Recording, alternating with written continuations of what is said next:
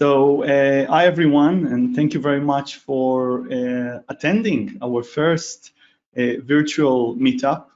You know, when we planned this event a few months ago, it was meant to be our first meetup here in Australia, since we've opened our office. And you know, as we were planning and as we were kind of building the agenda and talking with the great partners that we have here on the call, the corona came into our life, yeah, in a discussion with our partners, our panelists, we've decided to take it online, to take it to a virtual meetup. So it's we're very happy that we all managed to do that. We think, and we are some of your feedback, some of the participants here, that it's very important in this point of time, and even I would say in this week, to kind of to have a conversation, to share with each other, to brainstorm, to hear from some of the smartest people in the business on you know, how does it impact us as an industry. We're going to speak about that. There will be questions in the panel about that. We encourage you also to ask questions. I'll explain it shortly how you do that. But we're also going to speak about the original topic of the panel on the transition from property managers to hospitality experts. How does that relate to the current coronavirus situation, and what will happen once we'll kind of finish with this situation? So yeah, we'll kick it off. I'll just say that kind of the only downside of doing it virtually is that we're stuck now with heaps of toilet paper. I'm not kidding. We actually kind of bought toilet paper for the event. So you know, if you want to come after that to our office, we have a lot of toilet paper. All right, let me, for those of you who don't know me, my name is Yoav Turel, also go by the name Yoey. I'm the managing director for Guesty here at APAC, and it's great to see you all on this call. As I said, it was planned to be our first event, sort of our launch event in this market. We've opened the office here 6 months ago, just over 6 months ago, and yeah, we're very happy that it actually kind of came to life, this event. In terms of our agenda for this evening, I'll say a few words. It won't take me too long, but I'll say a few words later on. Peter Morrison from ASTRA, the Australian Short-Term Rental and Accommodation Association, will also say a few words. There are great partners and a great kind of and we kind of see their impact and how they're leading our industry, and I'll let Peter kind of to speak about it, and then we'll open the session to our panel discussion, which will followed by Q&A. Speaking about Q&A, you'll see that in your dashboard, in your panel, the right-hand side, you have an orange arrow. Some of you already kind of commented, made few comments. Please use it for the questions that you have. We'll try to see if we can incorporate them throughout the panel, but definitely at the end of the panel, we'll dedicate enough time for Q&As for all the panel members, for us as well. We can't hear you. You can hear us. I'll just follow the comment, and I'll see if there's any issues with the video broadcast. I'll just turn my video so you can just stay with the presentation.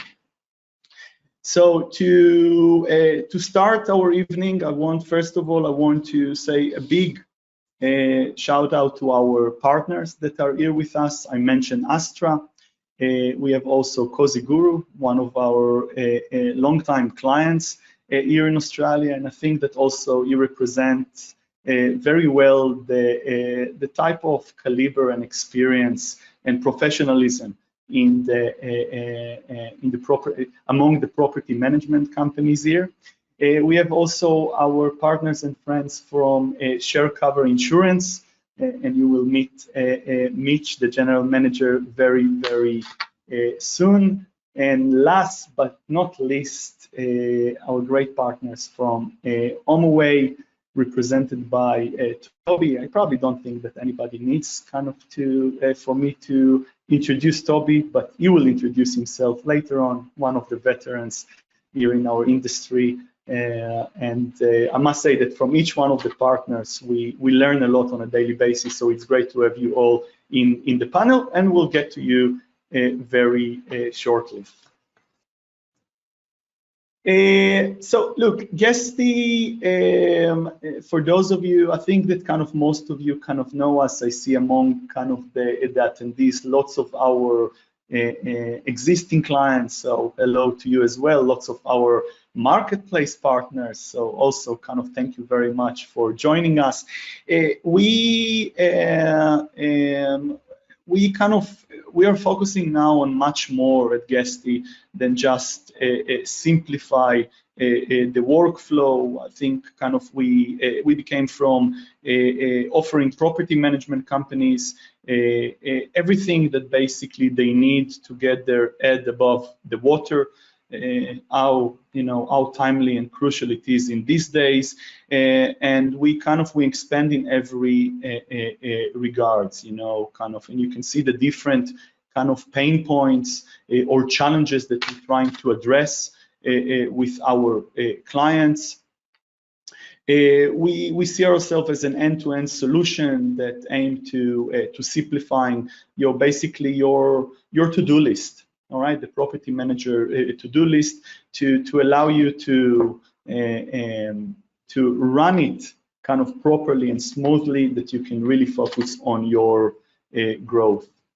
We see ourselves as a one-stop shop in terms of the connectivity and the relationship with the leading OTA channels. We also operate a marketplace of many third-party solutions, the best solutions kind of in the market that tackle each one of whether it's the pain points or pretty much every step from property management all the way to hospitality expert and everything that it has to do with the guest experience. And we are kind of keep expanding the marketplace. We're starting to establish new verticals, whether it's automation, the guest experience, operation, insurance, the financial sides is quite kind of we have quite an heavy investment there. So trying to grow it as much as possible to serve the needs of the industry. We have a few important product updates that are coming, even in these days, in terms of kind of things that are related to accounting, to multi units, to everything kind of from the financial management side of things. The multi-calendar that we are revamping it, check-in form, etc. There are more things to come as we go throughout the year. It's very important to us, even in this specific time of year, to continue to work and to improve the system and basically kind of to come up with new features that a lot of them are coming from the market needs. We're serving customers across 80 countries and managing anywhere between hundreds to thousands of listings per client. A lot of the input and the data that we'll provide and we'll share today is based on our global experience. We have offices in 11 locations worldwide, and the office here in Australia became our home back in September. We are a team of 6 here in Surrey Hills, so we're broadcasting to you from the cool streets of Surrey Hills here in Sydney. Among our team members, and you can see them among the photos, some of you already know them very well. We have Frosina and Zoe, our customer success managers. We have Shan, our onboarder. We have Gabby, which is our account executive. And we have also Alex, who's heading our marketing. So team of 6, one of the ideas is to be able to support much better, to get to know personally much better of our our clients, our partners. And you're more than welcome to say hi. Those who come to say hi know that we're very good in making coffees. Now, the reason, and you can see how now everything is basically getting a new twist with the corona. Why do we believe that, or why do we believe so strongly in Australia's short-term rental market? Look, when we look at our data, we look at Transparent, at RDNA, on our data sources, we're looking above more than 700 property management companies in Australia, with around 170 and just above 180 in Sydney and Melbourne, respectively. Collectively, they manage more than 33,000 listings. The addressable market here in Sydney alone, we're looking at around 650 million in 2018. And in Australia as a whole, we're looking at $1.3 billion. We're talking here about US dollars. These are our numbers, so US dollars. Now, and that's the segue almost to our to our discussion today, or the beginning of our discussion today. It's also the center stage for important discussion that are shaping our ecosystem. Up until recently, we dealt with the bushfires, and we had plans in place and spoke with our partners and our clients on what are the plans for the rest of the year. How do we assist? How do we help each other with that? And then came the corona. So obviously, we have quite a big challenges. Probably it's an understatement, to deal with, and we would like to dive into that. I'll just say, and you're seeing now the slide on our Guestival, but it's Guestival is our annual event. We're doing it for the 3rd time. Now it's going to take place in Tel Aviv later on this year in September. And we're positive. We're positive, like I think many of you in all of our discussion, that this too shall pass. What we're having now. We're going to speak about the opportunities, what's going to happen on the other side. What are the opportunities? How do we go through that together? And if there's any, if we consider it as a bit of a light at the end of the tunnel, the Guestival, we're still aiming for that. To happen. The agenda is pretty much ready. We are going to speak about, there are going to be 4 main tracks, the intersection of real estate, marketing and branding, that will also come a lot in our panel today, security and safety, and the local outlook. We are going to have a local speaker, so Julie George, the $1 Million host, author, and quite a remarkable presenter, going to speak in the Guestival. We're talking with a few other local partners to speak there.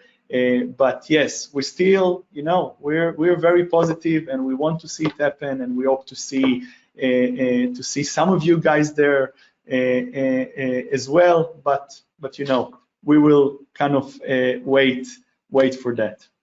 And that was my short part. What I'd like to do now is to hand over the mic to Peter Morrison. She's a director and board member and a media rep of the Australian short-term rental, of the Australian short-term and accommodation association, ASTRA. I told Peter a few times that I think that we are smarter and better thanks to them and thanks to the information that they share. But I will give the stage now to her to say a few words about ASTRA. So Peter, over to you.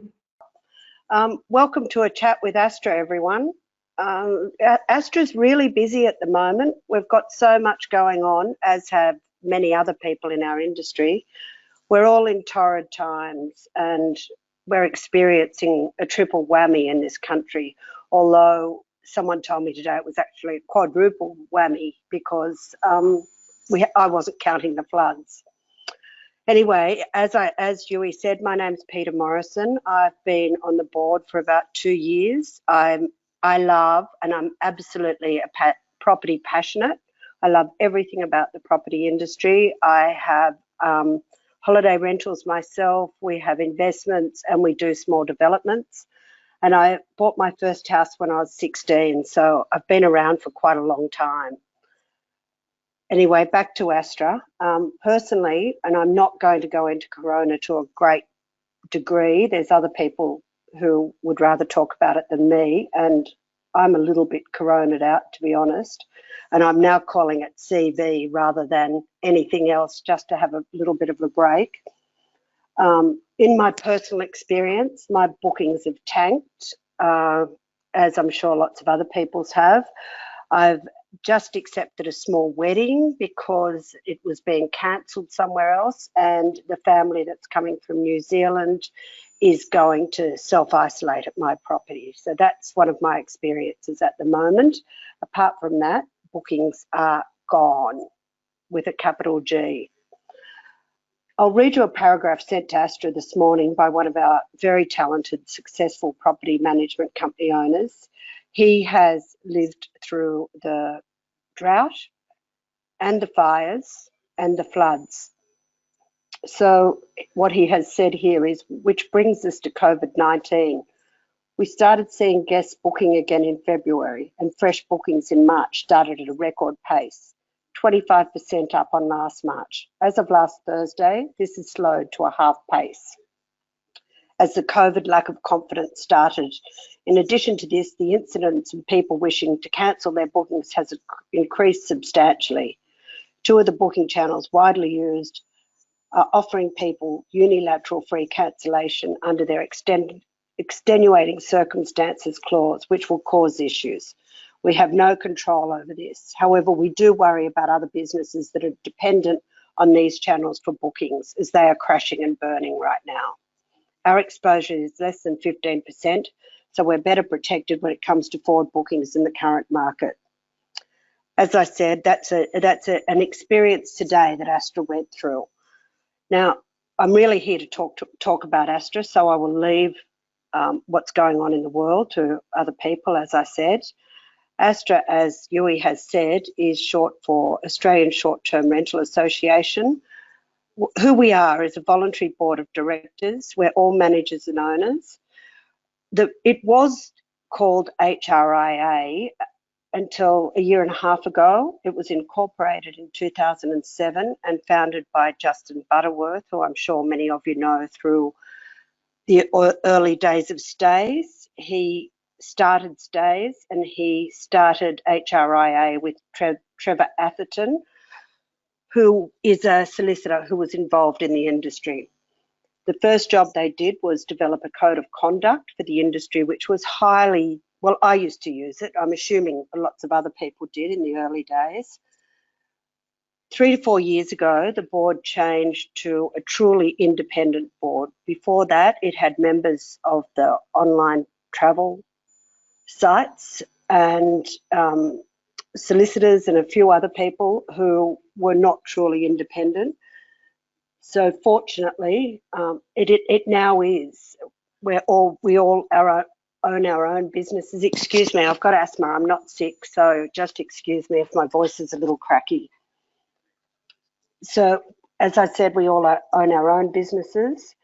We're independent, and we're here basically to provide support, information, advocacy, and a voice.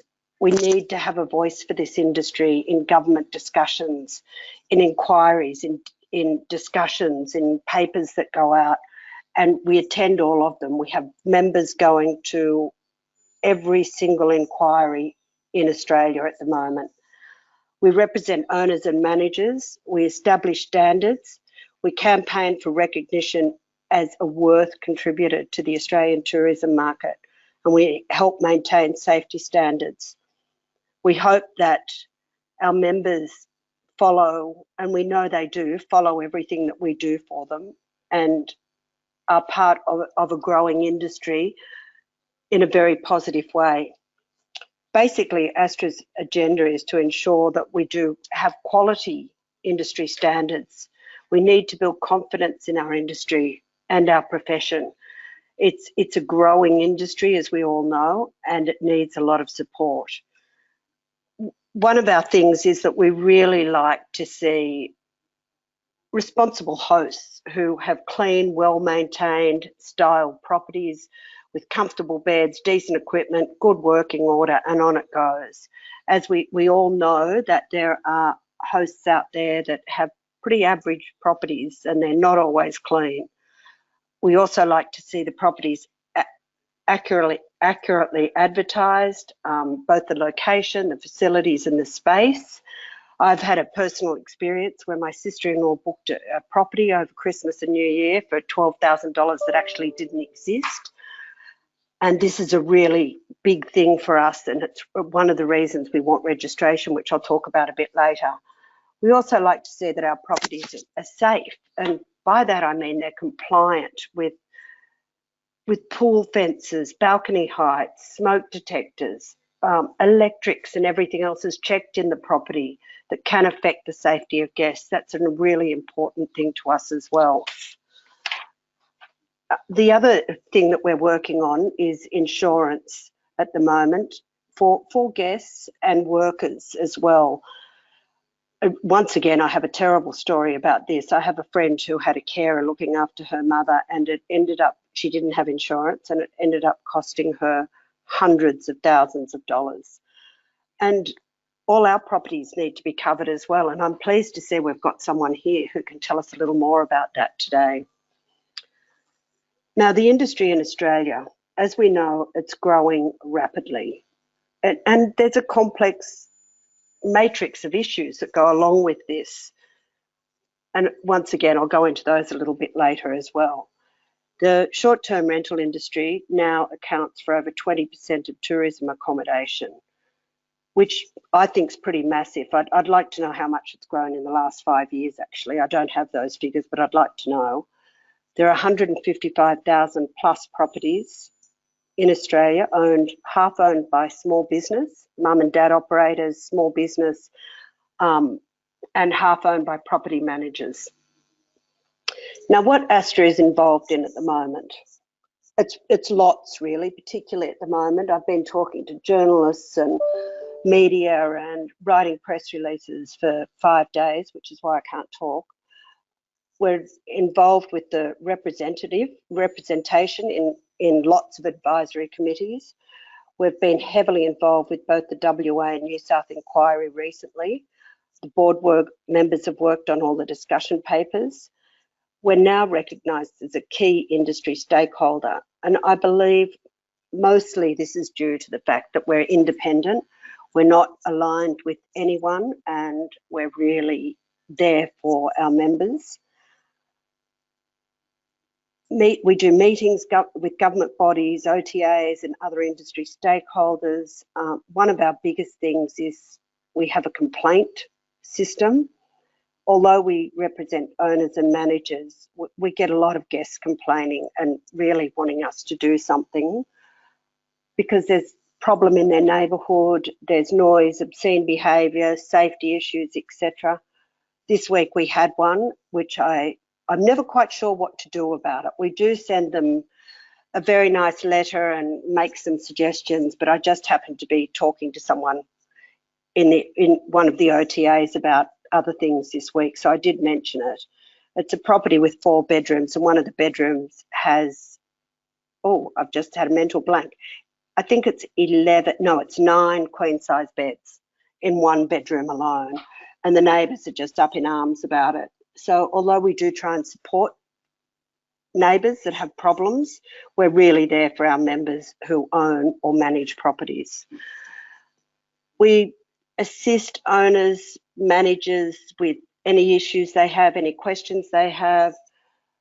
We also get involved somewhat in community issues, although they're usually dealt by council. We do get our fair share of complaints, questions, what can we do about those sort of things. What we have done, and we've been trying to answer everyone as best we can, so we've set up a single matrix which gives us templates for a whole lot of different issues and work around that. Over the next 12 to 18 months, our main agenda is to support the Code of Conduct and Registration in New South Wales, to come up with, and one of our board members, Alan, is working on this constantly, a supplier directory and discounts to supply discounted products and services to our members. We are somewhat restricted, I must say, by, we're volunteers. We're all volunteer members. We do not have any staff apart from an admin person, and we also don't get any funding. So between those two things, we are a little bit restricted, but we're all very passionate. We're all industry people, and we're doing our damnedest to make sure things are working for our industry. Insurance is a big thing for us, and one of our board members, Tim at Tea Gardens Real Estate, has been looking into the best insurance policies available. We're also looking at an industry conference and have been in talks with VRMA about this. One of the things that's a little bit of a constant thing that we do is membership drives. Obviously, we can't do this without members. We need them and they need us, basically. And this is, personally, I find it really tedious, but the other thing we do is admin, compliancy, governance, and lots of stuff that I don't really like. Unfortunately, not-for-profit doesn't mean less paperwork, less compliance, or less admin. Discussions we're involved, ASTRA is involved in at the moment. Corona has been enormous on our list for the last week. As I said, we've been talking to journalists, you name it, we've talked to the members, writing reports, writing releases. One of the issues in the industry, which I'm sure you all know about, is there's a negativity that comes from outside and a perceived disruption by other people. This is basically made very prevalent by lobby groups, traditional accommodation suppliers, people like, I don't want to name anyone, but like people in Margaret River and Byron Bay that have very militant lobby groups that are not in that are considered B&Bs. These are the things that do disrupt our industry. Whether they're right or wrong, I don't know, but they do cause a lot of problems. A lot of the problems that they cause is they have a big negative. They blame our industry for everything. And I'm sure you've all seen the trolls online, that on social media, that constantly find fault with our industry. Basically, they say we're illegal operators, we're not paying taxes. But what I'd like to say about that, would anyone like to see my land tax bill? Because it's not good. And my yearly bills tax bills are not good either. They say we're running businesses without commercial costs, we're destroying local business, we're promoting over-tourism, we're putting pressure on local infrastructure, we're destroying local communities, we're causing lack of stock for purchases, and look, on it goes. There's that and so much more. And unfortunately, there's a little bit of a lack of recognition of our industry and what it provides to the economy in Australia, because it's massive. It's absolutely massive, as the people here know. Regional areas where there's a lot of short-term rental properties, over 70% of their income goes back to the local communities. And once again, I can tell you my experience. One of my properties is a 3-bedroom house and two 2-bedroom cabins on one block of land. I spend an absolute fortune on cleaning, maintenance, handyman, supplies, and I'm only one person. And that brings into a small community a lot of funds that they wouldn't get otherwise. Look, registration is our gig. We're massively pro-registration. We believe it will provide protection for owners and their rights to short-term rental. It will recognise all our rights to operate. It will comply residential use. It'll allow flexibility rather than local government control. It will have a code of conduct. It will stop party houses and neighbour disruptions. It'll get lousy, irresponsible hosts and guests out of the marketplace. It will recognise the enormous contribution our industry makes and get some real data on the size of the industry, as well as ensuring professional conduct. Basically, we believe in a light touch, affordable registration with minimal red tape. We'd like to see it implemented as soon as possible with an online registration system. Now, what we want for our members, and as simple as it sounds, we want them to make money, get better returns on rental properties, support the purchase of an investment property, build a business, and have peace from unfair, disruptive regulations. I've got a little bit more, but I won't go into too much, seeing as I've only got a minute to do it. The benefits of ASTRA membership, it's probably fairly obvious by now, but however, it's protecting our diligent, conscious owners from unfair legislation or restrictive conditions, ensuring new regulations are fair, promoting our growing value in tourism, working with booking portals for fairer conditions, supporting our members with best practice and access to trade pricing, and promoting a fair registration system. Now, if anyone's interested in becoming a member of ASTRA, how can you reach out to us? It's fairly simple. We're on LinkedIn, Facebook, we have a website, and we have an admin address that anyone can write to. If anyone wants information, please ask Yui, because he has all our details and knows exactly how beneficial we are to the hosts and property managers in the short-term rental industry. Thanks for listening to me. Thank you very, very much. And I can tell you that one of the comments that I see that we got here, that ASTRA are really amazing, and this is great. So here you go. Thank you very, very much, Peta. And we'll hear also soon from Rob Jeffers on the panel. And yeah, let's go into the panel. So let me introduce you the panel members. Rob Jeffers, the chairperson of ASTRA. Sorry, and thank you for the introduction. Yeah. And thank you also, Peter, for giving such a good outline of what we do. My name's Rob Jeffers. I'm proud to be the chair of ASTRA. I joined 3 or 4 years ago at a time when we were tremendously concerned about our rights to operate short-term rentals, at a time when government was considering stopping that. And I guess that became my first fight to see if we could win certainty for holiday owners in New South Wales. And unfortunately, just in the last few days, the New South Wales government has confirmed that the code of conduct we've worked on for the last few years with them will start in the next couple of weeks, and later this year registration will come into New South Wales.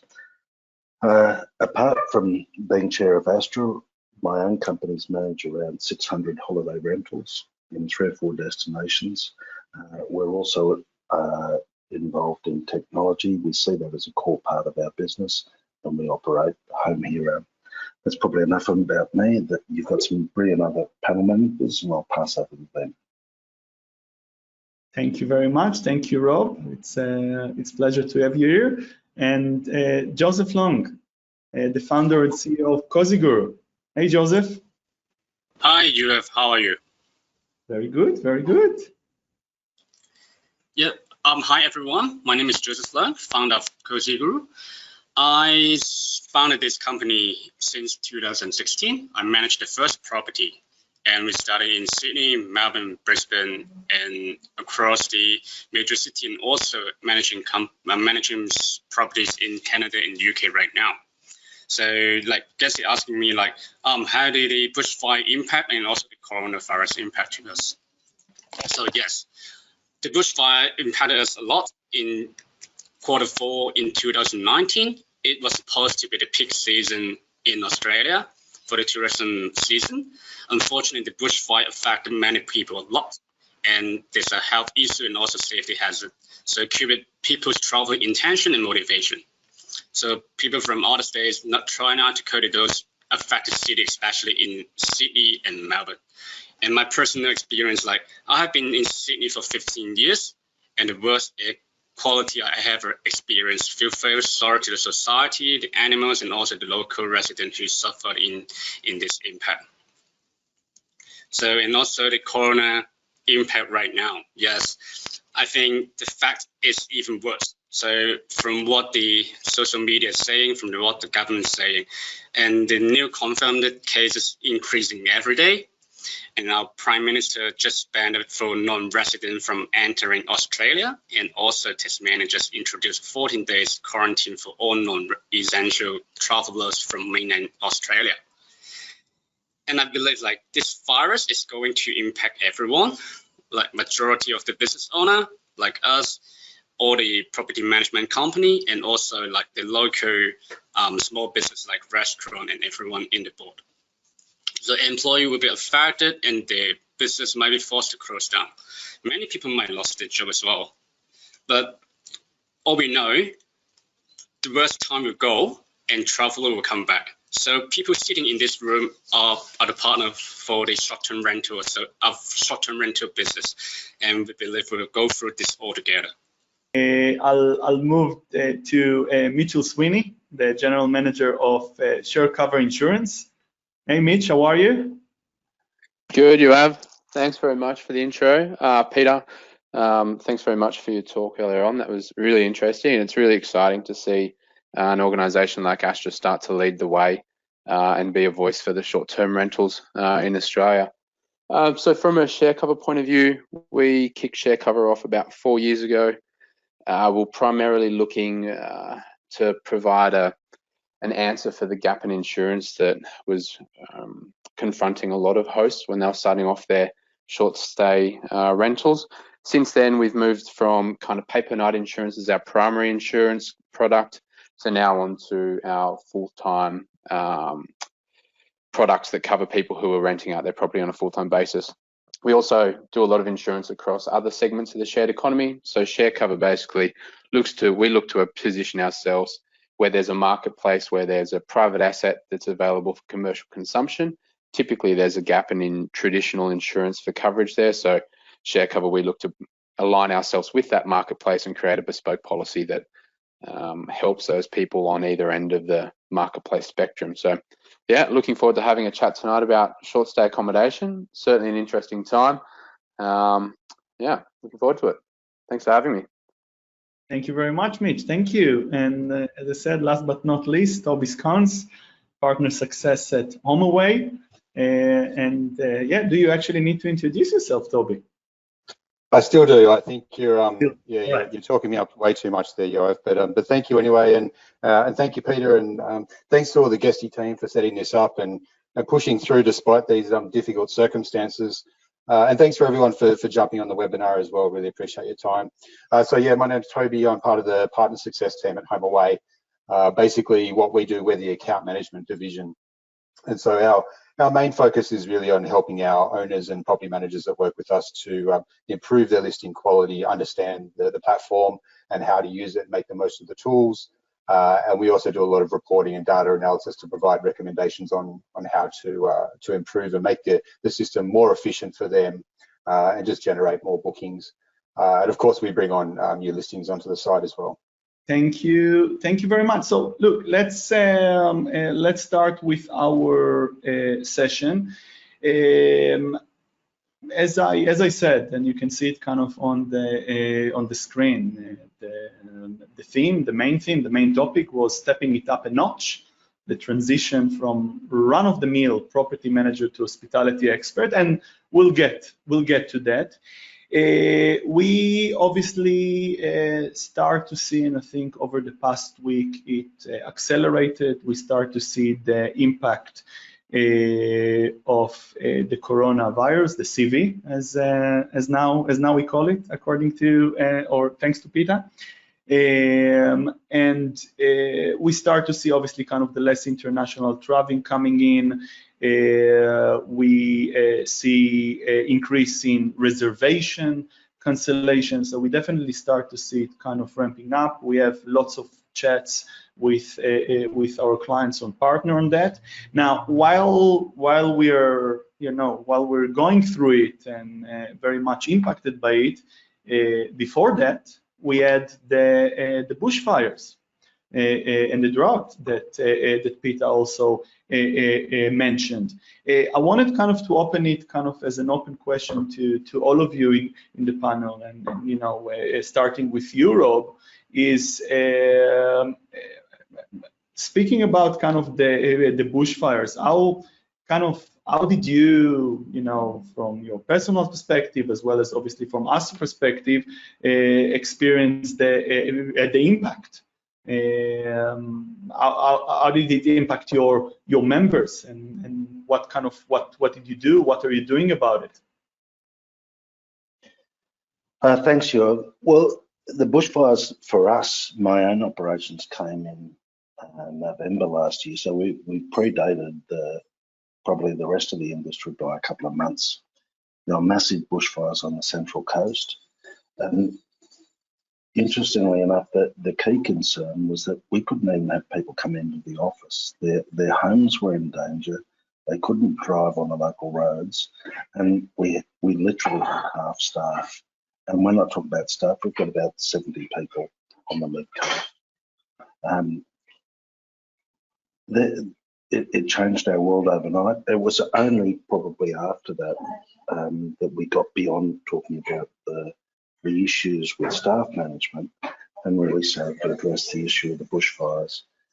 We saw massive cancellations, and it wasn't just the cancellations of those people who were coming because they were concerned about coming to our area. It escalated when the Premier and others, and eventually the Prime Minister, suggested that there be travel bans and people shouldn't even leave their homes and go onto country roads. As a regional operator, that was devastating. And probably what it highlighted more than anything was not only the massive drop in our own bookings, but the impact that we have on the whole community, because if we don't bring the visitors in, they don't stay with us. They're not using cafes, they're not using restaurants, the cleaners don't have businesses, the tradies don't have work. We're literally a litmus test for the entire community. It makes us proud on one hand, but terribly concerned on another, because we're really the driving force of the economy in our regions, and many of you have been the same. So for us, we were pleased to get through that. When the bushfires hit, we lost substantial income over December. By January, the rains came and we had the relief. Because we're also on water restriction, quickly turned to floods, and now we've hit the trifecta with the coronavirus. What we're all finding is that our own industries can be disrupted. We're living in tremendously different times. We're all having to cope with adjustment. We're having to be flexible. We're having to change our business models, meet demand and respond. We've dropped probably 12 or 14% in January, February. We're now having to look at potentially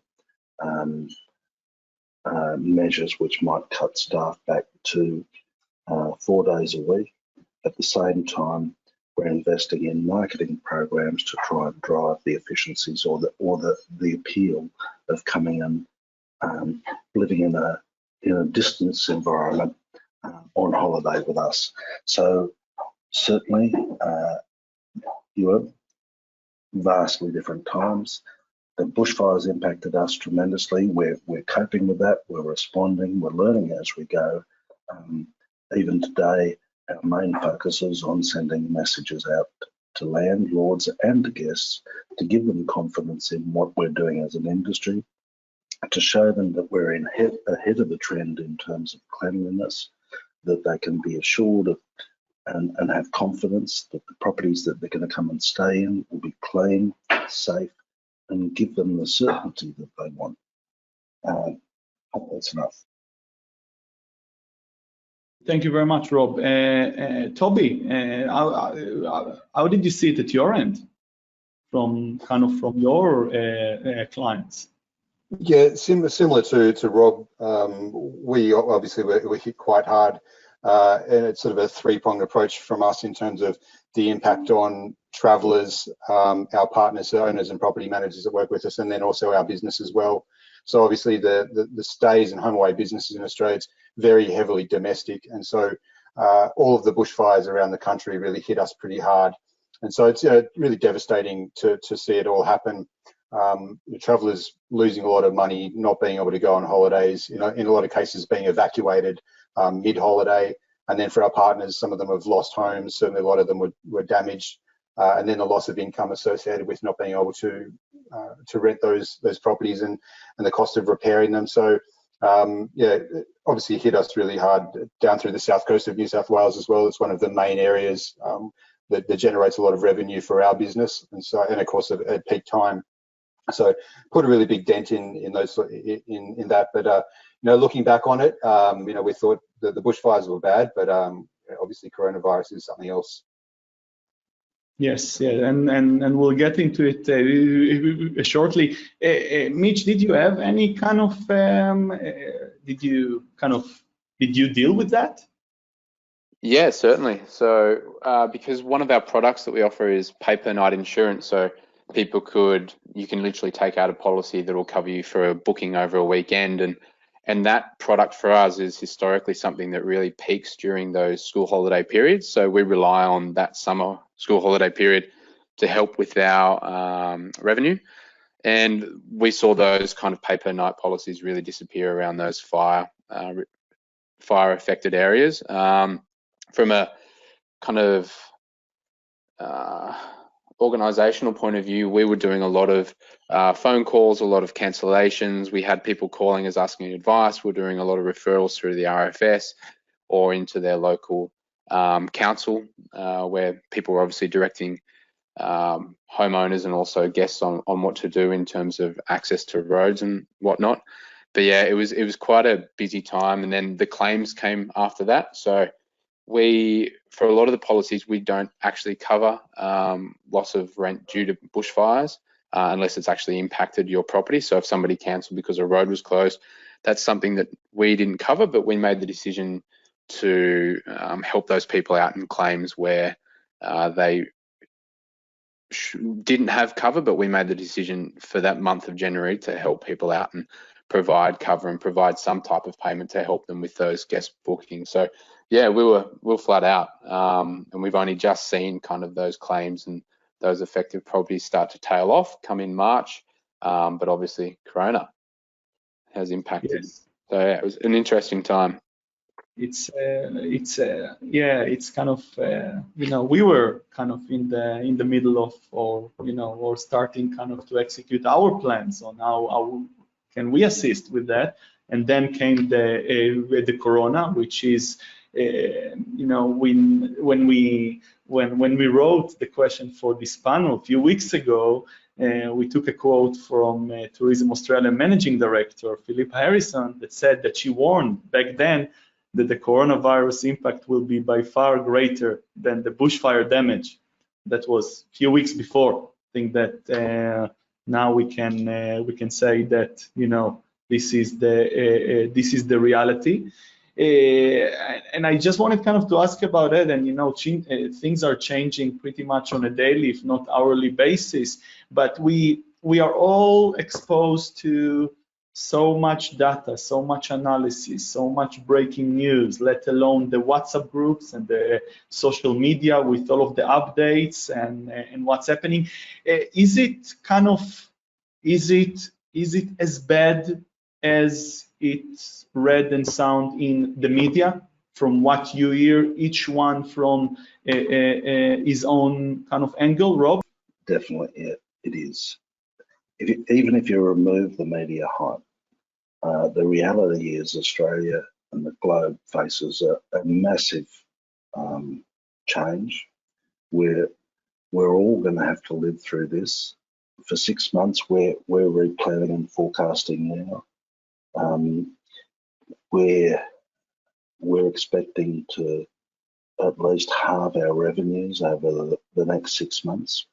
We're trying to come up with the working budgets to make sure that we can retain good staff, but also we're working just as hard on trying to find ways to bring guests back, to give them confidence in our industry, and a sense that if they want to isolate, come and do it here. I know it's different in your urban versus your regional environments. Everyone is going to suffer. It's not just a health crisis, it's an economic crisis. We're all going to have to be good. The only advice contemplating the people who are listening to us today, don't wait to make your plans. Have a look at, reforce your budgets, recast them, think about what you can do, work about how you can keep all those good people. You are going to be tested through this time. The strong ones will come through it, others will fail. We need to work together. We need to demonstrate that this industry is not just an important industry for those within it, but for the whole of Australia.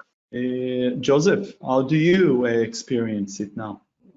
Yes, so like we experienced like 80% cancellation rate more than compared to last year, March 2019. So like people in many countries banning the travel not to come into Australia. So our business actually is affected a lot, but at the same time, it depends on how you face this crisis, or you've been negative or positive in saying this. So at the same time, we see it as an opportunity. From Monday, we do have one of the platform offering a new cancellation policy. We have received like 100,000 cancel in a couple of days. Initially, like March, April, and May, we're pretty full all of our portfolio. But in 3 days, many reservations have been cancelled. We have to discuss with our guests and also our homeowner and also our housekeeper at the same time. But at the same time, like we see this as an opportunity. We receive many mid to long-term reservation since Tuesday. So pretty much March, April is keeping full up as well. Yeah. So moving it kind of more to the midterm and long term. Yeah, we'll be changing our strategy. So I think many people are asking for 14 days, 20 days, or even a month. So because like people maybe trapped in Australia, or like they have to quarantine themselves just entering Australia, because like I think the policy just launched Sunday, if I'm not wrong, by the Prime Minister. Yeah. Oh. And how if I'm asking kind of your team, kind of how do they deal with it? How do you manage kind of your team through this kind of time? So actually, we're pretty flat out at the same time. So we have our success manager to talk to the homeowner, have to comfort them, and also we've been sending newsletter to our homeowner, like what are we going to do with that, and also for the safety for everyone, because our housekeeper is a frontline staff. They have to face this kind of crisis every day. So we are providing them a face mask, like alcohol gel, and also providing to our guests. So we are ensuring them a place has been cleaned properly, and you will also have received a face mask whenever you guys came in. Now, also, we do have a health declaration form for our guests. So if something happened like in the property, in some of our guests, or also in a housekeeper, we do traceables to see where they're coming from, and also like we know how to get them to contact. Thank you, and I see we'll get into it in the Q&A session, because I see kind of questions are coming in with kind of, you know, people wants to kind of know a bit of plans and ideas, and we'll touch the, you know, what the opportunities here, but we'll get to it. Mitch, from your perspective, what is that? That's what, force majeure? Yeah, we're experiencing the same as the other guys. We've seen a dip already in policy sales across March, coming off the back of a good February where things seem to rebound after the bushfires. But yeah, we're seeing a dip. ShareCover sits under Insurance Australia Group. So Insurance Australia Group at the start of the week advised everyone to work from home indefinitely. So we're all at home. Our team is predominantly work from home anyway, so it doesn't impact us too much. Yeah, as Rob said, we're looking at forecasting now. So we started last week, starting to plan out the next 6 months and what that might look like.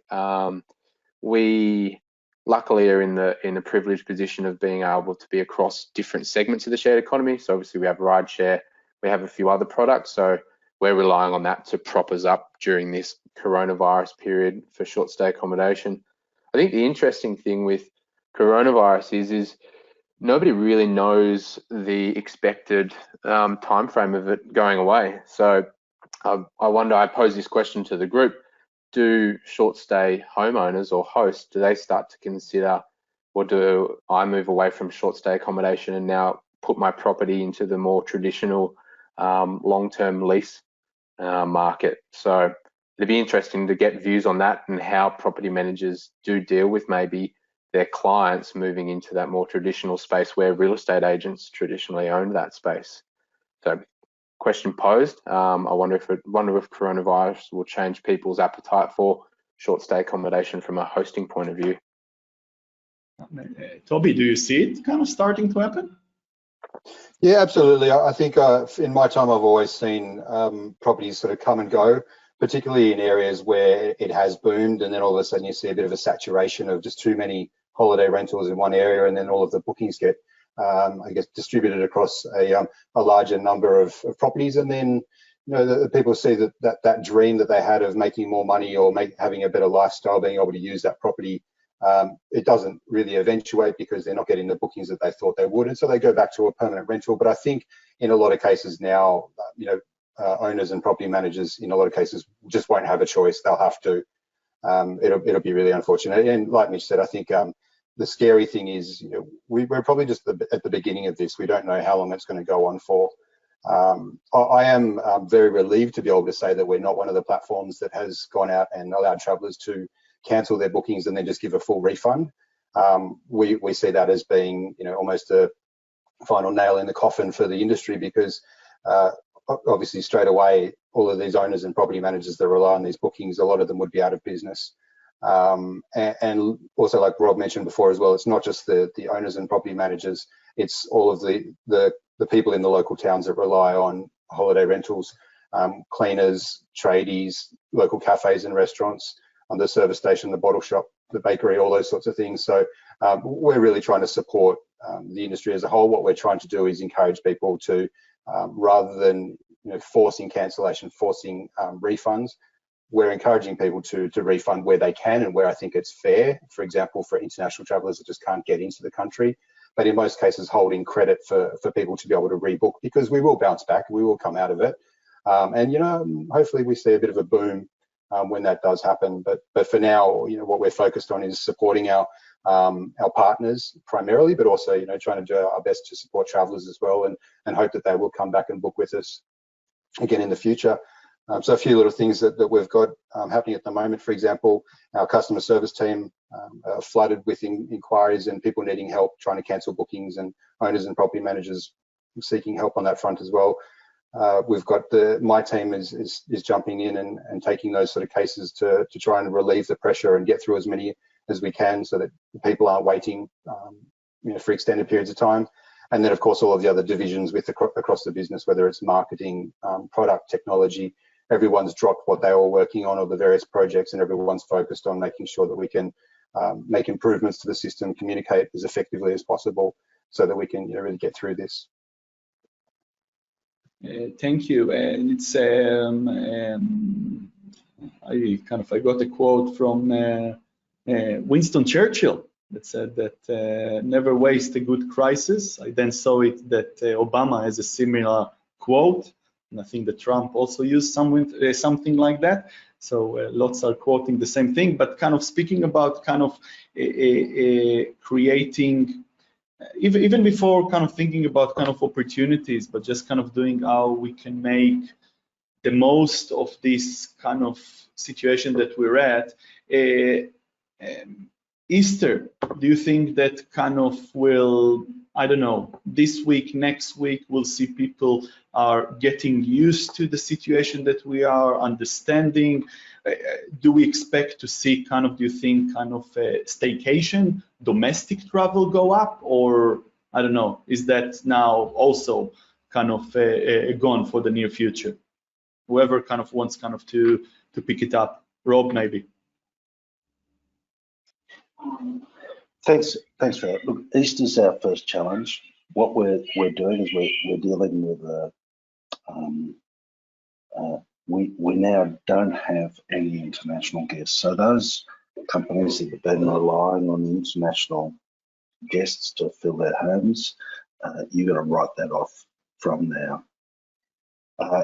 What we have to do is give guests confidence that we're doing the things necessary to ensure that not only will they get professional standards and service, but the places that they're going to stay are clean, they're safe, they're as good as isolated, and they're in somewhere where they're going to want to be. We can't afford to sit back on our laurels, because this is a first major test for our industry, and we've got to show that if you're making a choice between cramped in a hotel elevator or breakfast room with 50 other people, or coming and being in a place where you can live with your family in peace and privacy and safety, then come and stay with us. Easter's still coming. It's not going to stop. Come and stay with us. So we're starting that marketing program right now. On behalf of the industry, I can also say that ASTRA is just putting the finishing touches to a letter co-signed by the other major stakeholders in the industry to the government to seek specialist support or specific support for our industry as a key driver for tourism. And I hope we'll be in a position to give you some good feedback on that too. That's what we're doing. We're also sending letters to landlords to give them confidence and reinsurance, and forward information to guests to try and reassure them that this is the right move. Yeah, I also think it will come down to the media. So everything's dictated by what we see on the news, and I think with the 24/7 news cycle that goes on, there's increasing pressure on a newsroom and a journalist to report the right things and report what's going on with COVID. And I think this, as you're saying, this is the very pointy end of the virus actually coming out. I think in the next few weeks, in the next few months, people will there'll be more articles around how do we live with it, how do we still maintain our daily routines.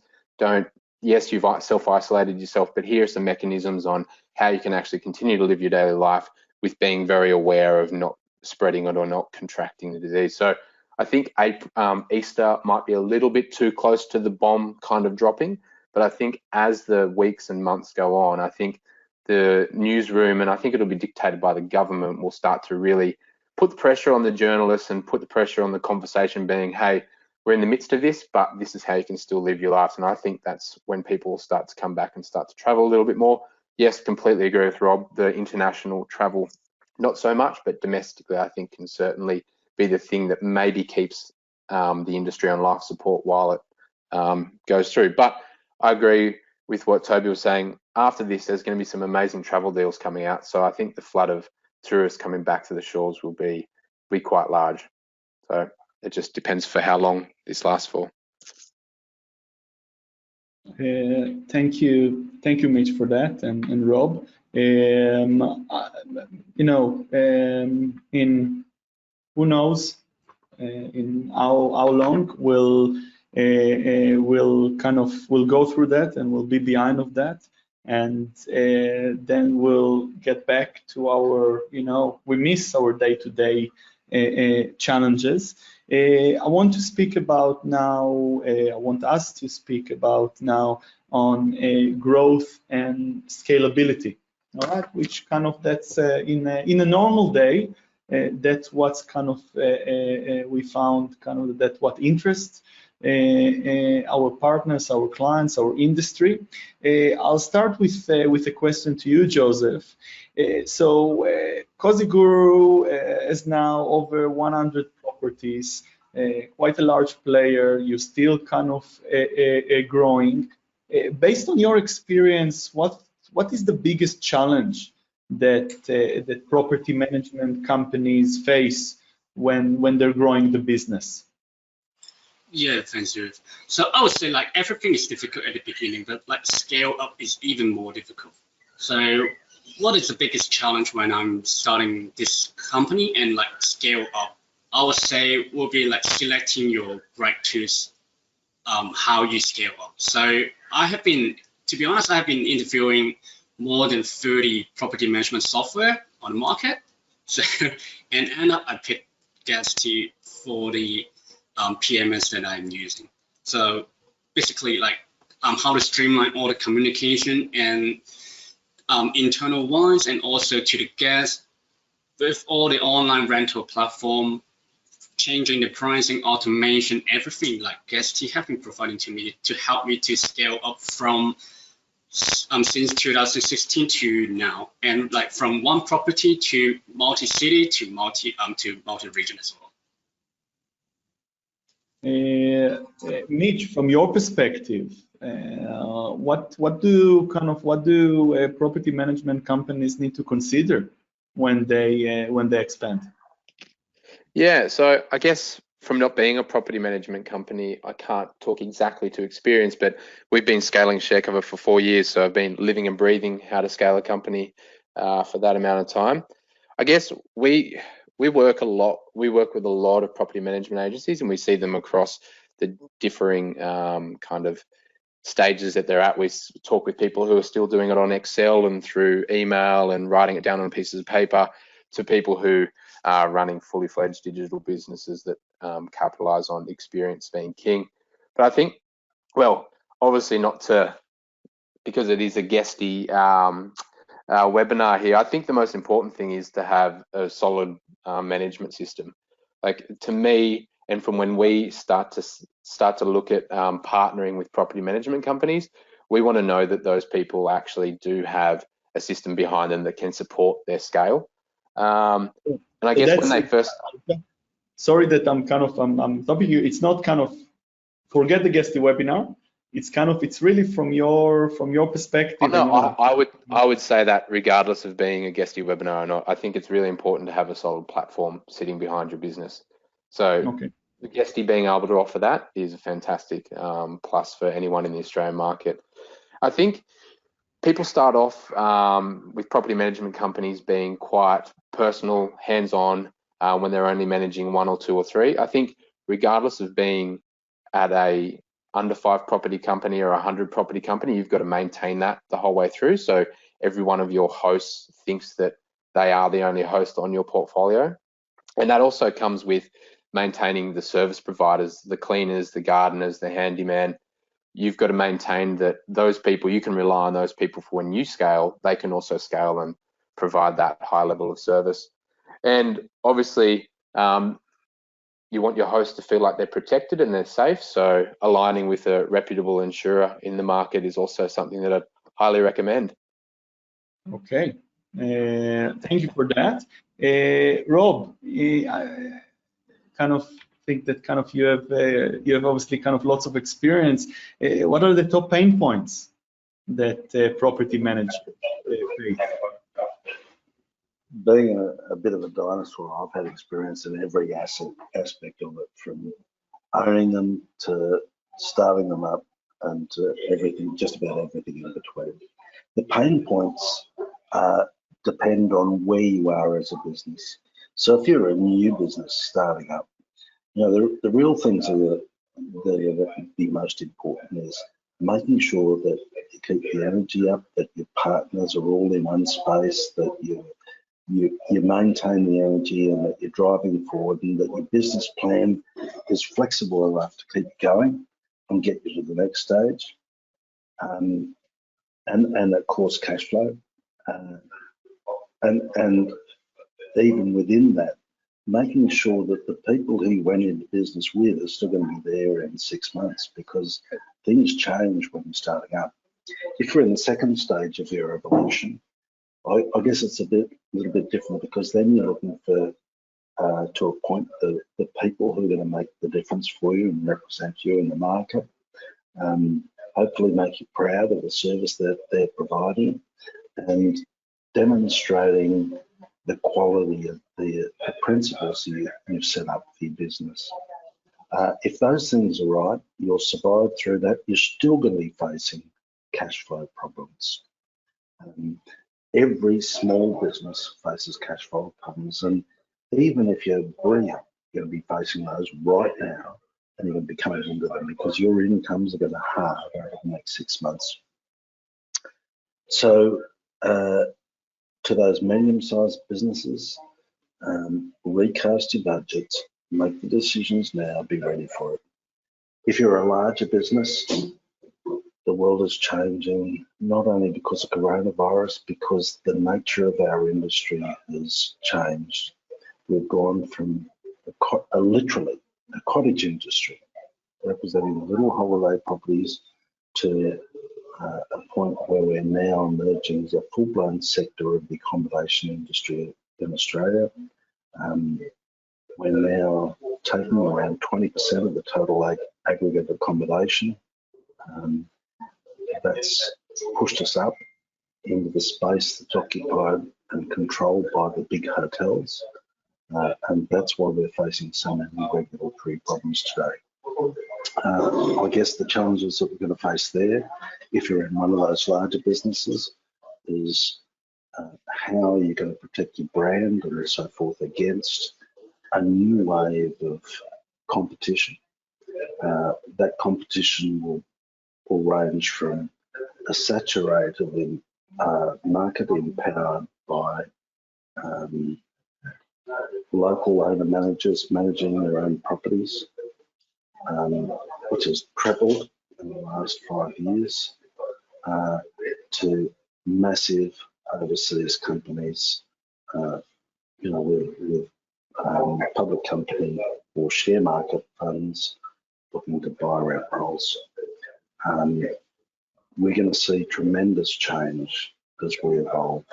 The important thing is that you make sure that your values are good, that you're keeping a flexible eye on your business, that your staff are inspired by your vision, and that you've got full commitment and dedication to the path you're on. As someone who's started 100 businesses, I can tell you those are the most important things. I hope that helps. I think that it helps, and I'm happy that we have a recording of that. Toby, what's if I can ask, where are the hot states of suburbs where you see lots of action when it comes to new holiday rental and property managers? Yeah, I think we have to skip back a few months to get a clearer picture of that. But I think generally speaking, The holiday rental industry in Australia is fairly mature. It's been around for a long time, so there really aren't any surprise areas just popping up out of nowhere.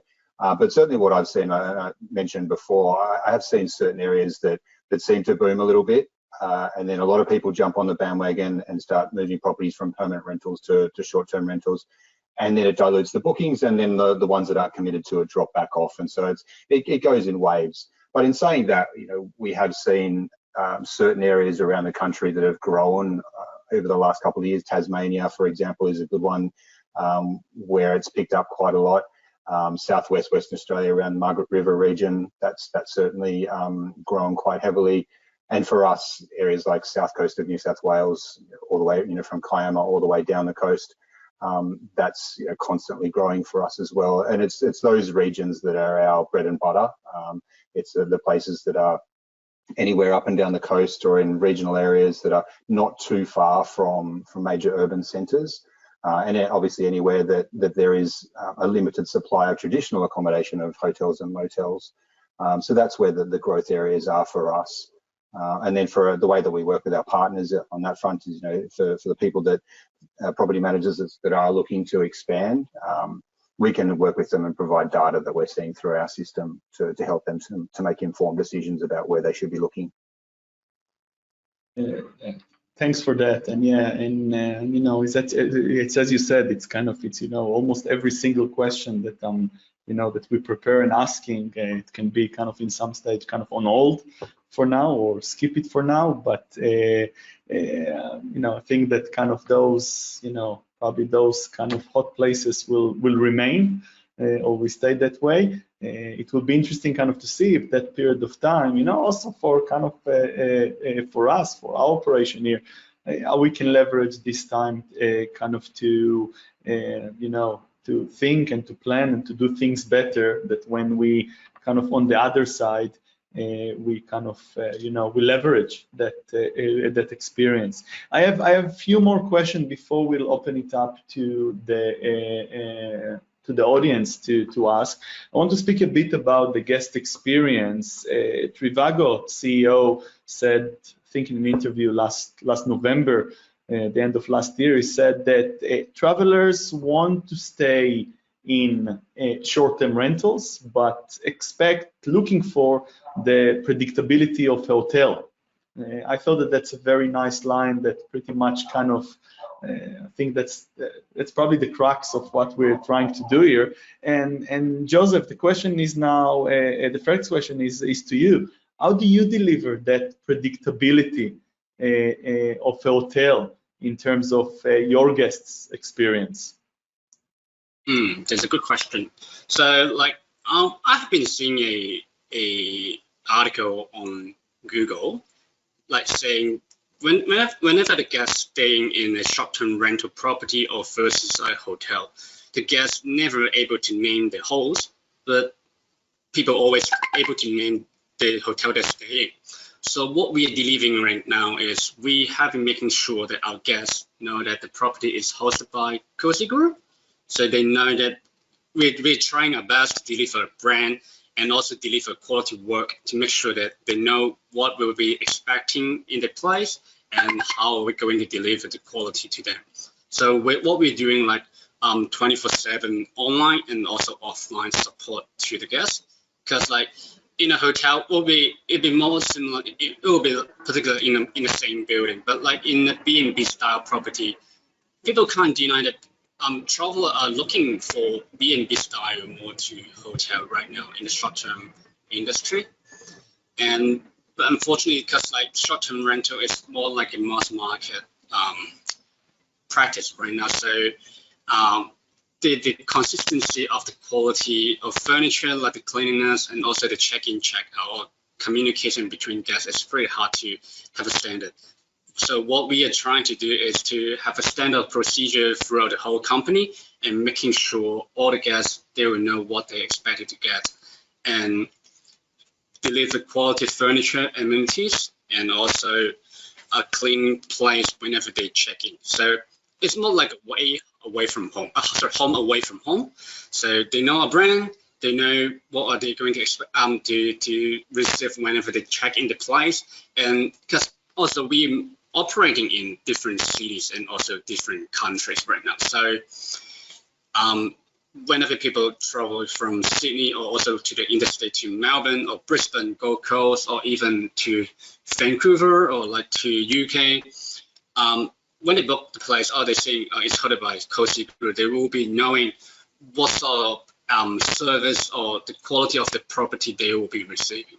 So we just wanted to make sure they know the brand and also they know what were they going to get. Thank you very much. Thank you very much, Joseph. And Toby, is property managers equal hoteliers? Is that kind of where you've been around? Is that kind of where it is, or kind of still a gap? I think there's still a gap. Like Joseph was saying, there's different challenges operating a hotel versus holiday rental. There's all sorts of different things. You've got dealing with owner relations. There's different traveller types. Your properties are often in remote locations. The inventory is a problem in that you've only got one, whereas a hotel you've got a whole bunch of rooms, and if something goes wrong with one of the rooms, then you can move the guest into one of the other ones. With a house, it's usually just one. And so if you have something go wrong, then it becomes very different, and difficult to deal with. And so they are different games and there's different challenges in terms of providing that sort of professional experience and the consistency. But I would certainly say in the years that I've been working at HomeAway, I've seen it come a long way, and technology, I think, has got a lot to do with that. When I look back at where I started with the business on the old Stays platform, we had one technology partner that we worked with, or one connectivity partner, and it's grown to almost 20 now. So that was one of the main reasons we migrated across from our old Stays platform to the new HomeAway one back in 2018 and 2019. And that's really allowed people to scale their businesses and to manage them much more efficiently. So what we see on our site now is a much more accurate representation of rates and availability, and people getting back to inquiries a lot faster, and things like it's allowed a lot of our owners and property managers to move to an instant booking setup. So again, just sort of, I guess, closing that gap on the experience that a traveller has when they're making a booking through a hotel versus a holiday rental. And yeah, like I said, it's a lot of that comes down to the technology that we're working with, guys like yourselves. Thank you. Mitch, from your perspective, do you look into the quality on the standards of a property when you basically get the insurance? Do you factor it? At the moment, we don't. We just do it off postcode rating.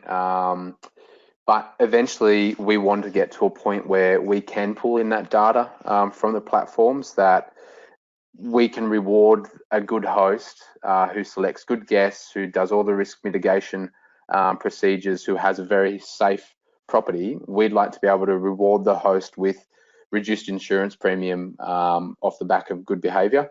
So yeah, that's a state we want to get to. Obviously a lot of tech work has to go into it before we get there, but yeah, we'd love to be able to do risk rating and pricing based off kind of like what you see across Uber or across I think it's Airtasker or the like, where people are rated or they get a 5-star rating. We'd like to be able to incorporate that into a pricing engine. So yeah, we'd like to get there.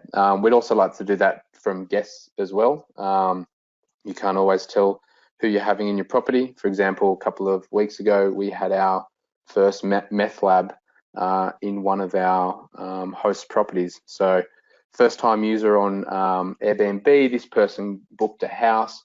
Within one night, they were cooking up meth upstairs in their lab. So areas where we can do predictability on what makes a good guest and what doesn't, that obviously is going to help the way that we price premiums. But did he kind of was the guest a chemistry teacher? No, the guest was a bikie from the Gold Coast. All right. Fair Yeah, enough. could have been a chemistry teacher. Never know. Like in the movies. Rob, last question to you is how does ASTRA help the property managers to do that transition to hospitality experts to kind of, or to get better in that? Well, I guess it's an evolving situation. When I first joined ASTRA, our main issue was that there was no certainty whatsoever about even our rights to be able to provide holiday rental accommodation.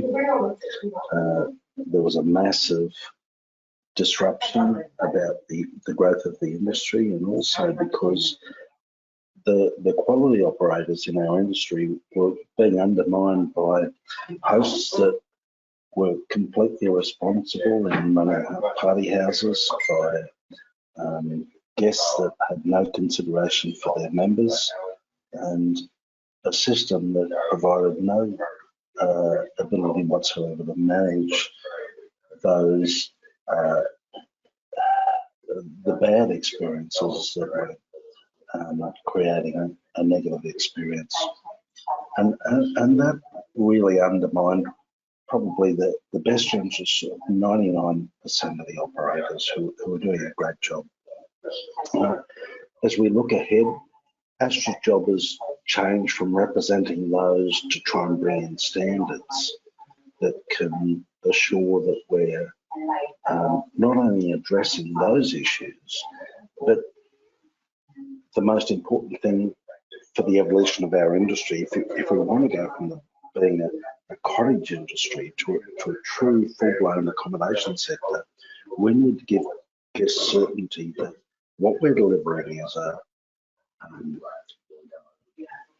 property compliance, that the properties are safe, that the guests can be assured that they will be receiving the standard and the service and the quality of properties that they're booking, and can book with confidence, and that from the other end of the scale that they're protected when they stay in those properties if there's something wrong, so there's specific insurance to protect them, and finally to ensure that those properties are professionally managed, safe and compliant.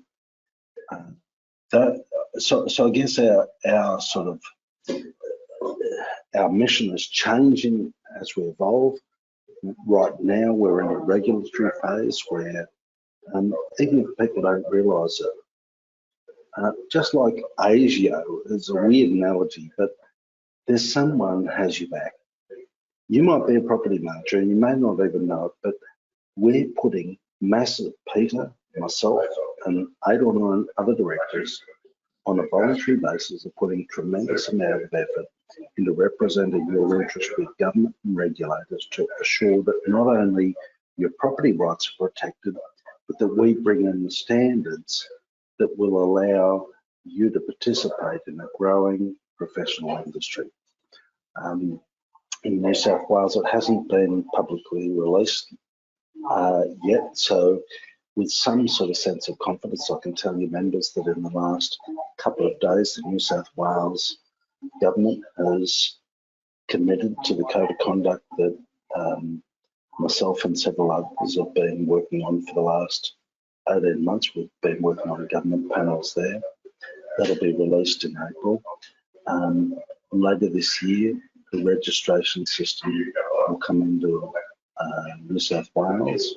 New South Wales is close to half of the total industry.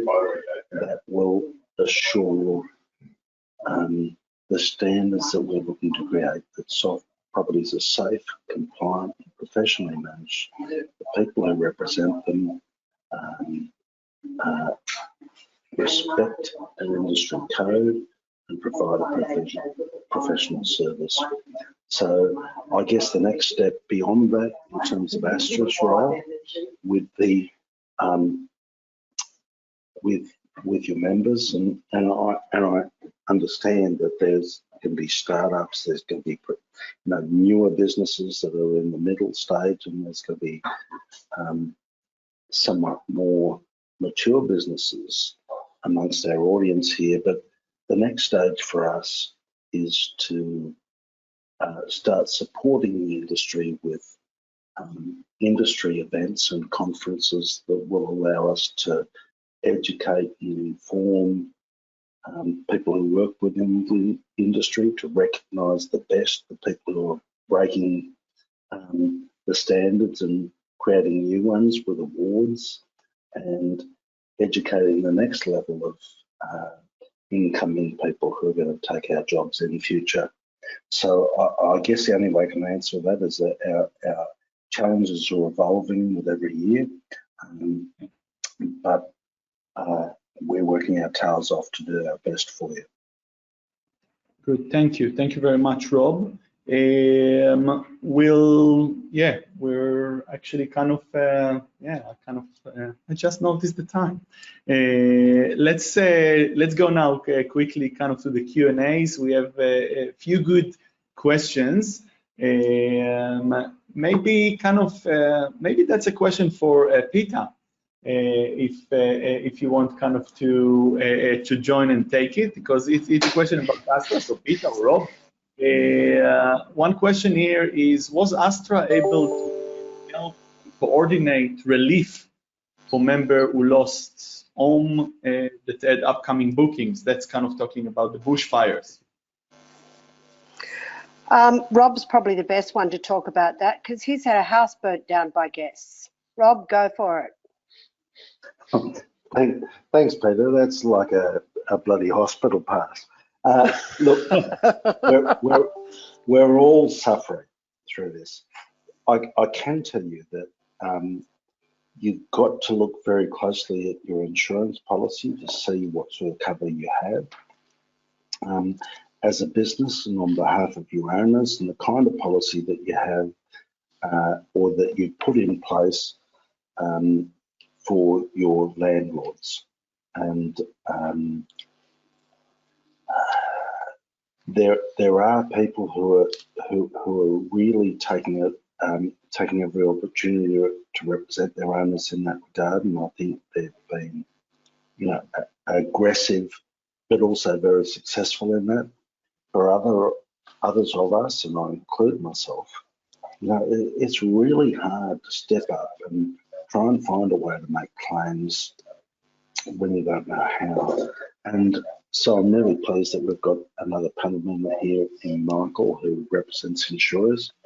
I can tell you that my own companies, we were so disappointed in the quality of insurance offered to landlords that we set up our own insurance company to not only set up policies that represented landlords' interests rather than insurance interests, but also to make sure that we could represent you.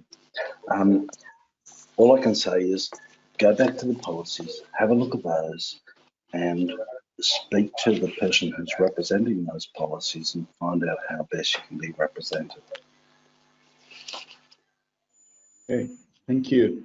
There is a question here actually for Guesty, regarding what are you doing to help your clients to navigate this time?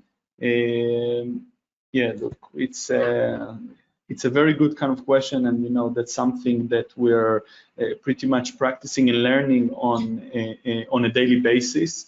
We see, and also in the way that this panel and this event come together, we see a strong sense of community and collaboration in the short-term industry.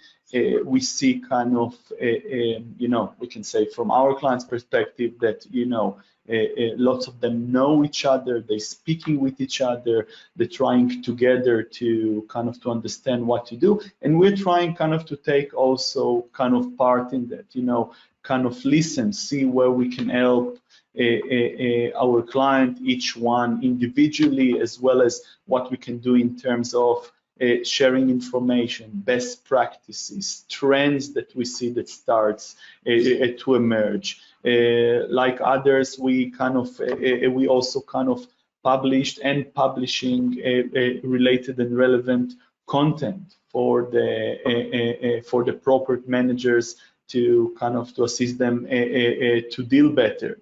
We update on changes and regulation. We feel that it's part of our responsibility to share as much as possible information, to work with a different partner. That's, we're speaking a lot with ASTRA, we're speaking a lot with the OTA partners, obviously hearing from the clients. We're trying to facilitate and bring together that discussion. And as I said, things are evolving by the day. We spoke before among you on the investment in marketing and in promoting. In our case, we're looking into a staycation and looking into if that will be the midterm solution up until the international travel will get back. Hence was the question, all right, what will happen toward Easter? What will happen after? What will happen when people are starting to get used to it? We try to do brainstorms with clients. All right, we have an empty property. What we can do with it? And some interesting things are coming up, and we see very interesting examples across the globe. So also internally, we're sharing between the teams. And yeah, and I think like everyone else, we're trying to see how we can make, it sounds weird, but how we can make the most out of this situation, and and be better in what we do. Looking into if there's any more questions here. By the way, if you panelists have questions that you would like us to bring up, there are numerous of questions here, but I think it's different angles that we touch them here. There is one question that I see for Joseph, for you. How do you differentiate yourself from the competitors? Might be related to the guest experience that you spoke about, but yeah, is there something else unique that you're doing? Yes, so actually we, other than delivering the brand, we also working with many different local communities, and like the local cafe, restaurant, and also some well-known brand like Red Bull and Kombucha drink, some local brand. So we're trying to help the community in order to like bringing a better experience to our guests, because like when the travelers select to stay in a B&B property other than a hotel, they will be more localized, or they want to live like a local. So they want to explore what will be surrounding them. So what sort of cafe or restaurant will you guys recommend, and is a hidden gem in the suburb? So we are preparing like a guideline, or more like a recommendation booklet to the guests. So like raising another level to the guest experience, so that will be helping ourselves to differentiate with other PMs, other competitors.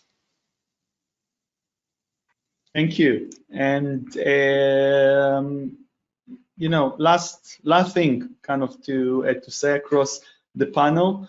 I don't know. Let's do it a bit of a freestyle. What's the key insight or the key takeaway that you want us to take from this session? It can be obviously related to the corona or to anything that we spoke about. One thing, Rob?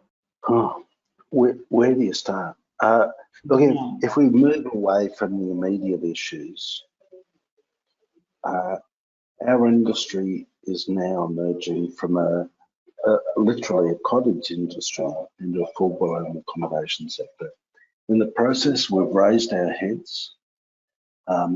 We're now being aggressively attacked by the Australian hotels and TAA, who recognise the threat to their existing industry. In the coming year, without any doubt, we're facing competition in at least two forms. One, in the form of a growing base of owner-managers who we welcome to the industry, but provide us competition because they're competing for our guests. They're maintaining and operating their own properties. They're enjoying that. They're doing a good job. We've got to lift our standards to be able to compete with them. Around 60% of the properties in Australia are now managed by private owner managers. At the same time, let me be very clear that big international companies are coming to Australia. When we talk about that, we're talking about the stock market funded companies such as Sykes and Travasa, who have already made, between them, they've bought over 80 or 90 short-term rental accommodation companies. They're buying rent rolls, they're aggregating. What you can expect over the next 24 months, maybe only 18 months, is that the industry in Australia will move from a point where we're seeing individually managed property managers in individual destinations or areas or regions or whatever, to a point where we're seeing aggregated marketing companies who offer a broad-based accommodation solution that competes with hotels, serviced apartments, holiday parks and whatever. And you'll find that on one hand, you're competing against new people who are setting up their Airbnb in their backyard, and on other global brands that are offering a short-term solution competing with yours in your own area.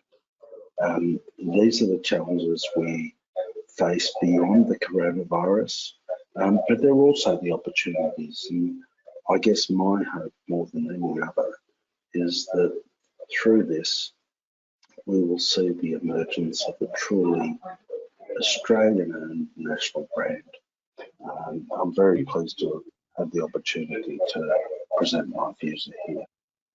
Thank you, and thank you very much. And one of the feedback that we got kind of in the comments is that somebody wants to set a meeting only with you to learn from you. I think that kind of that we have a lot to learn. So thank you for that. I hope she's really pretty. Sorry, what? Really smart. Joseph, one last line. Yep. Yeah, thank you. Insight. What do we need to do? So I would say facing this hysterical moment like coronavirus, bushfire, and also the drone, and also the coronavirus. So it's more like a triple hit to the short-term rental market. So we are facing this hysterical moment in a lifetime, or in short-term rental industry. So I would say like how positive you can see whenever you face this crisis. So we would like think out of the box. Crisis will be another opportunity. So we just changing. We may be like changing the strategy and also the model of a company. So yeah, we just want to deliver the best outcome to our valuable customer, our owner. Yeah. So maintain the cash flow, minimize unnecessary costs, and also like what we are doing right now is we evaluate and quantify all the procedure. So like streamlining, like utilize Guesty function. So we just like finding is there any other way that we didn't use in the past, and like trying to streamline all the procedure and also the function that we are having right now. So like accounting, online, offline, maintenance, sales and marketing, everything. Okay, thank you very much, Joseph. Thank you. Mitch?